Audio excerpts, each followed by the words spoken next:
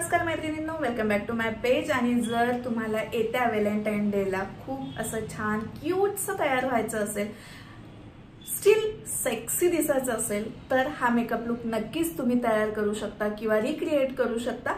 आजचं जे ट्युटोरियल आहे ते या मेकअप लुकचं आहे। आणि जर तुमचं नव्यानं लग्न झालेलं असेल, तुम्ही पहिल्यांदाच व्हॅलेंटाईन डे सेलिब्रेट करणार असाल किंवा नवीन तुम्ही रिलेशनशिप मध्ये आलेला आहात आणि मग तुम्हाला व्हॅलेंटाईन डे जर सेलिब्रेट करायचा असेल तर हा मेकअप लुक तुम्ही कॅरी करू शकता। आता हा मेकअप लुक फक्त ह्या साडीवरती छान दिसतो का? तर नाही, तुम्ही कुठल्याही वेस्टर्न आउटफिट वरती किंवा इंडियन आउटफिट वरती सुद्धा तुम्ही क्रिएट करू शकता। हा कसा क्रिएट केलाय, त्यासाठी मी कुठले कुठले प्रोडक्ट वापरले हे जर जाणून घ्यायचं असेल तर व्हिडिओ शेवटपर्यंत पाहत राहा आणि आवडल्यास लाईक, कमेंट, शेअर करायला विसरू नका। बाकीची बडबड न करता आपण स्टार्ट करूया आजच्या व्हिडिओला। Let's get started. आजचा मेकअप सुरू करण्यासाठी सर्वात अगोदर आपण वापरणार आहोत टोनर। हे जे टोनर आहे ते आहे प्लमचं रोज वॉटर टोनर, ते मी यूज करतेय। हे थोडा स्किन मध्ये मुरू द्यायचं आपल्याला आणि मग त्यानंतर नेक्स्ट स्टेप करायची। स्किनला हायड्रेट करण्यासाठी मी निव्हिया सॉफ्टचं मॉइश्चरायझर यूज करते। तुमचा स्किन टाइप काय आहे हे ओळखून तुम्हाला मॉइश्चरायझर लावायचं आहे। आता स्किन टाइप तुमचा कोणता आहे तो कसा ओळखायचा हे जर जाणून घ्यायचं असेल तर चॅनलवरती व्हिडिओ टाकलेला आहे, जुना व्हिडिओ चेक करा। त्यामध्ये मी सांगितलंय की स्वतःचा स्किन टोन, स्किन टाइप काय आहे ते कसं ओळखायचं।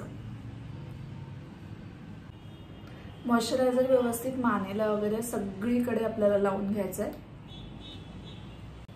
मेकअप लॉंग लास्टिंग होण्यासाठी मी इथे वापरते एल्फचं ग्रिपिंग प्रायमर। ती थोड्या क्वांटिटीमध्ये तुम्हाला लावायचं आहे आणि हे फक्त टार्गेटेड एरियावरती लावायचं आहे, म्हणजे जिथे जिथे तुम्हाला घाम येतो किंवा जिथे तुम्हाला ओपन पोर्स आहेत तिथे तुम्हाला लावायचं आहे। आणि मग उरलेलं तुम्ही बाकी चेहऱ्यावरती लावलं तरी चालणार आहे।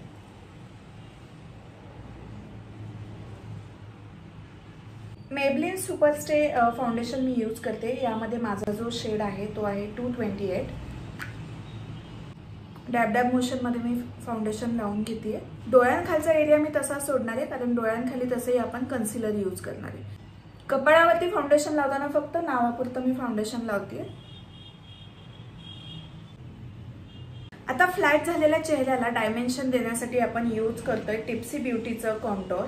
मी माझं कपाळ,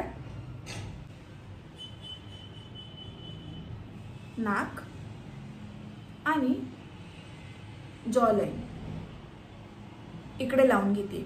जिथे जिथे आपल्याला शॅडो क्रिएट करायचे तिथे तिथे तुम्हाला हे सगळं लावून घ्यायचंय आणि मग त्यानंतर तुम्हाला हे सगळं ब्लेंड करून घ्यायचंय। ब्लेंड करण्यासाठी तुम्ही ब्रशचा पण वापर करू शकता किंवा ब्लेंडरचा पण वापर करू शकता।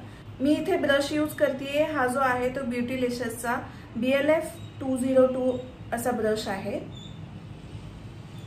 आणि नाकाचं जे ब्लेंडिंग आहे ते तुम्हाला जागच्या जागीच ब्लेंड करायचंय। यासाठी एक पद्धत तर ही आहे की ब्रशने ब्लेंड करायचा, किंवा दुसरी पद्धत अशी आहे तुमचं पहिलं बोट घेऊन हे फक्त सरळ तुम्हाला ब्लेंड करायचंय। म्हणजे जर दोन्ही साइडचं ब्लेंड करायचं असेल तर बोट असं ठेवायचं आणि व्यवस्थित सरळ लाईन मारायची। ब्लश साठी मी इथे O2Oचं वेल्वेट ब्लश यूज करतेय। याचं जे फिनिशिंग आहे ते खूप जास्त वेल्वेटी आहे।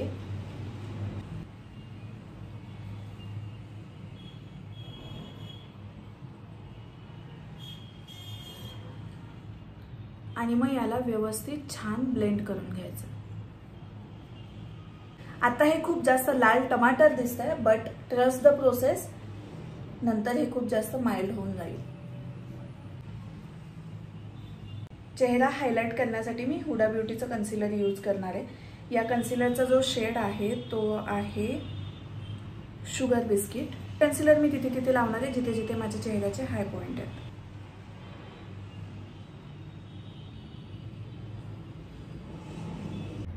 हे ब्लेंडिंग करण्यासाठी मी कन्सिलर ब्रशचा यूज करते। हा जो कन्सिलर ब्रश आहे तो आहे PACचा 219। अगदी हलक्या हलक्या हाताने तुम्हाला डॅब डॅब करत स्प्रेड करायचं आहे। सेट करण्यासाठी मी इथे लॉरा मर्सियरची ट्रान्सलुसेंट पावडर यूज करते।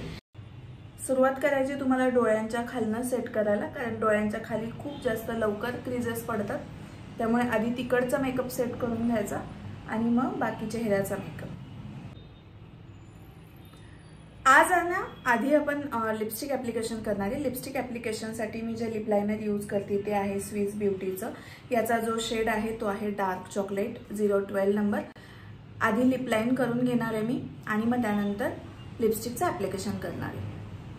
आणि इथे जी लिपस्टिक मी यूज करते ती आहे टू फेसची A71 असं याच्यावरती नंबर आहे. ही लिपस्टिक मी फक्त सेंटरला लावणार आहे.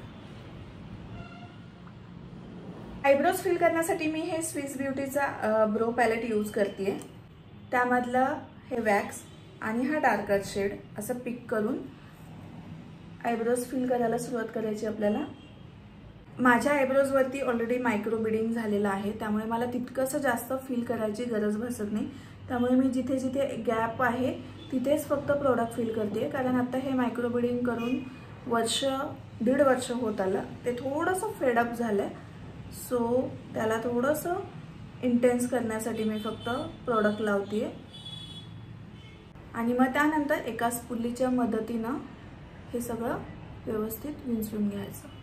स्पुली यासाठी वापरायचा, त्याने काय होतं एक्सेस प्रोडक्ट पण निघून जातं आणि क्रिम्पी नाही वाटत आयब्रोज. आता आपण स्टार्ट करणार आहोत आय मेकअपला. तर त्यासाठी सर्वात आधी आपल्याला बेस क्रिएट करून घ्यायचा. बेससाठी मी यूज करते लॉरियलचं कन्सिलर. याऐवजी कुठलंही कन्सिलर तुम्ही यूज केलं तरीही चालेल.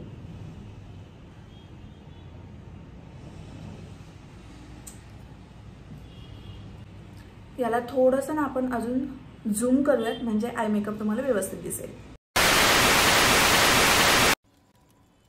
साला ये दुख काय खत्म नहीं होता बे.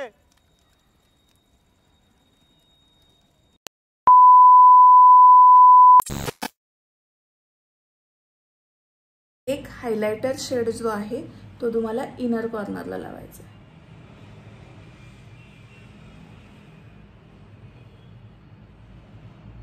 लोअर लाईनच्या शेडसाठी जो ट्रान्झिशन शेड आपण यूज केला होता तो सर्वात आधी लावून घ्यायचा आहे. अगदी इनर कॉर्नरपर्यंत यायचं नाही आहे. इनर कॉर्नरला थोडासा ट्रान्झिशन दिसेल असं जागा ठेवायची. आणि हे जे वरती थोडं शिमरमुळे लाईट झालं होतं त्याला थोडंसं तुम्हाला परत एकदा फिनिशिंग देण्यासाठी डार्क करायचं आहे.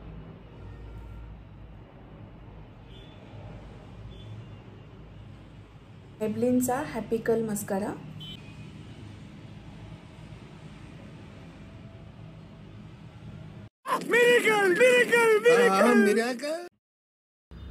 आय होप आजचा व्हिडिओ तुम्हाला आवडला असेल आणि व्हिडिओ शेवटपर्यंत पाहिल्याबद्दल थँक्यू सो मच.